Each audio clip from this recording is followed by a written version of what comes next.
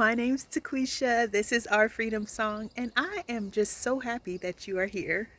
If you are new here, we are about to be going into our third spring season as gardeners, and that's so exciting to me. And let me tell you, I believe that this is definitely about to be our most successful year yet. Not just because we've expanded the garden like by so much. We have this beautiful brand new space over here, but it's not just that. You can garden in any size space. Like, one of the things that I definitely put emphasis on during our first year was the fact that you can grow so much food in your very front yard. We grew so much food in our front yard that it blew my mind. Like, it was amazing to know, like, you don't need a ton of space in order to grow food. You can grow herbs, you can grow tomatoes, you can grow pretty much anything if it has enough sunlight and you water. So I don't want anybody to ever feel like they cannot have a successful garden because you don't have, X amount of space, because we did not start off like this. We had a small little patch in the front. If you guys want to scroll back, it just kept growing and growing and growing. And my love for gardening has just grown and grown and grown. And I believe that it will continue to grow because it's such an amazing experience to watch things grow and then to eat the food. Like, it's amazing. I love feeding my family food that we've grown with our own hands so much. I can't even explain the feeling. It's such an amazing feeling. Okay, so one of the ways that I believe it's definitely going to help us have a more successful year this year with gardening, believe it or not, it's our cool weather flowers, y'all. I know it sounds a little bit crazy, but just hear me out. I've never planted cool weather flowers, and as we've been developing this new space right behind me, I really wanted to focus on having plenty of flowers over there. Planting the cool weather flowers really helps because I'm already trying to develop the space that's going to be nice and ready when it comes time for spring. I'm going to have that space already ready.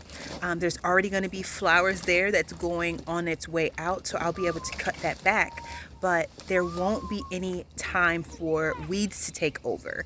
So I can develop that space and plug in the cool weather flowers, and then when it comes spring time, I'll be able to plant out our warm weather flowers in that same area, and it will already have been a developed space with minimal weeds. One of the ways that people make sure to keep their weeds down whenever they have a spot that's already kind of ready is you can lay down a tarp and you can lay down plastic, and that definitely works. It's perfect for overwintering a space that you're not going to be planting in. I just don't really want to go through the effort of laying down plastic in every area that I'm preparing. I would much prefer to enjoy this space if I can develop it and really enjoy the flowers that are going to be in that spot, like, instead of plastic. That is a win for me. That is definitely a win for me. And so that's what I want to do. So I'm trying to figure out how I can prep a space, because that is another thing that is going to help us be more successful this year. And that is the prep work, y'all. I've actually never started this many seeds. I've tried. Last year I wasn't super successful, but this time, like, I was so intentional about learning what I could and really wanting to be able to start our garden from seed, because it's the least expensive thing to do. Like, I still plan on supporting some local farmers at our farmers market. I really wanted to be able to start the majority of what we grow from seed. Like, and y'all, it is happening. Like, but it takes commitment, and it takes,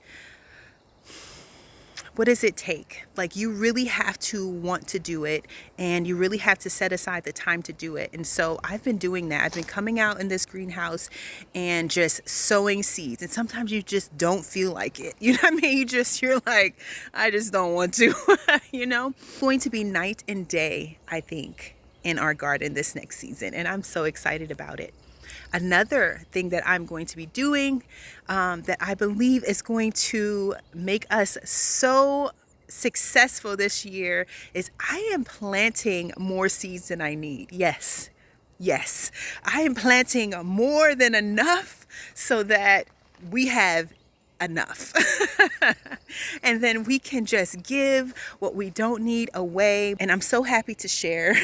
But yeah, it's such a learning process with grow lights and seed starting trays and what to do, like bottom watering and all the things. But it's so obtainable. It's obtainable. If you feel overwhelmed and you feel like I don't have all the things that I need, I'm telling you, I used plastic bags to winter sow. Maybe it's a mini greenhouse, I don't know, but it worked. It worked. Little plastic bags with soil and seeds in it, and it has grown like amazingly in such a way that now I'm able to plant out the cold weather flowers because of that method. So many different ways for you to be able to start your seeds. And so just do some research and be inspired and encouraged that you can definitely do this.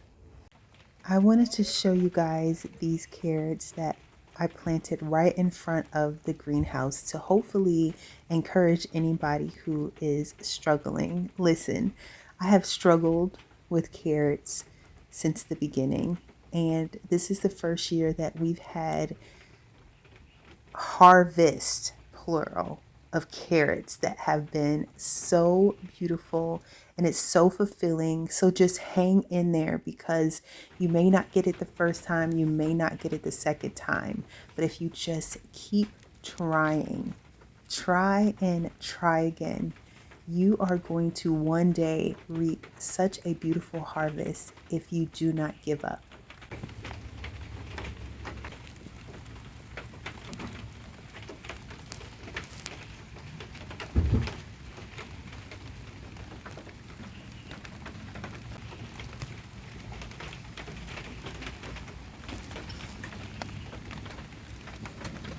I also wanted to show you guys real quick what the soil looked like and how much the carton actually did break down. I was convinced I didn't use egg carton in this, but I clearly did.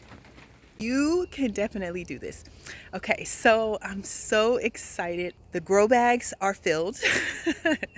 That happened. I know some of you are waiting to see if it's going to be a disaster or if it's going to work so that you can implement it in your own garden. So far, I just had to put one T-post in where it was such a big gap. There was some sagging, but no other space. It looks like it's going to be a success. So I'm really excited about having those grow bags there. I think that that is a fantastic way to have some vertical planting space that maybe you didn't think of before.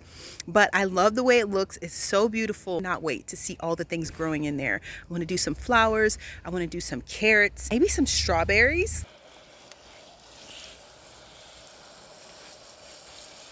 So I wanted to get these bags nice and wet, like soaking wet, so that you can see how they are when they're wet.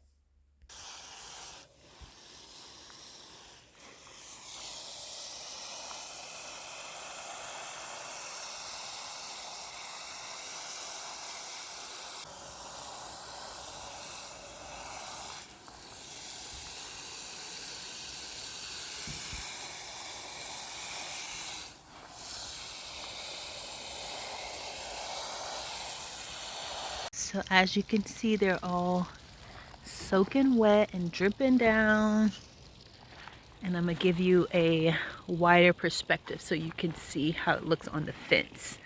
This is a good perspective so you can see there's no forward budge on the fence at all, and everything looks like it's doing pretty good, y'all. I think this is gonna work. This is the cattle panel that I added right in this middle section.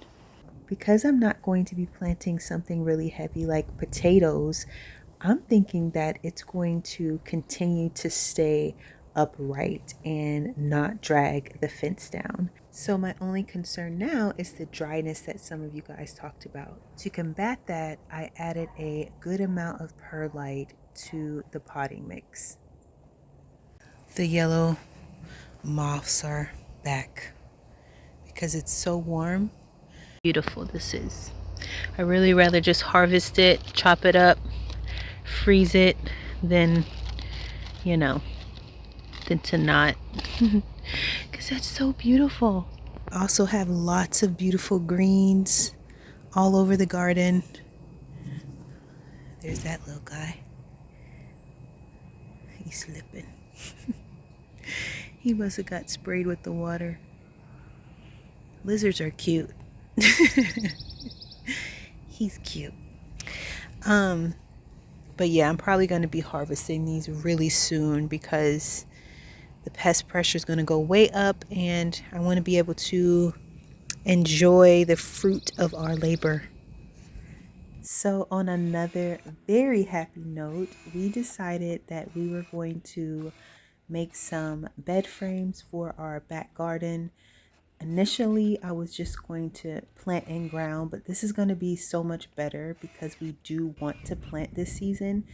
This is just going to help us be able to put down some soil and amend it the way that we need it to be for the different crops that I'm going to be planting back here. So I'm so excited about these. Thomas did such an amazing job, like he always does. These frames are just so beautiful, and they just really make this space just so much different just putting these bed frames down. And so you are going to see very soon what I'm planning to plant back here. Not only did I decide to add bed frames to this area, but I have been going back and forth for months about these forever garden beds, and I finally made the decision to move them.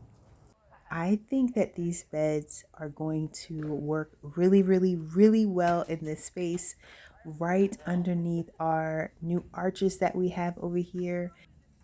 As soon as we brought these beds over here, I knew it was the right decision. It just flowed so well.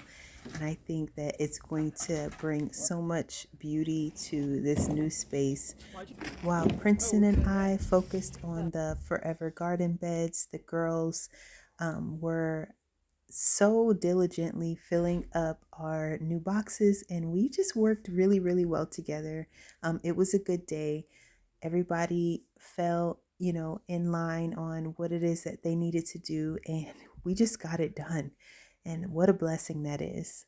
It definitely makes the heavy workload garden days so much easier.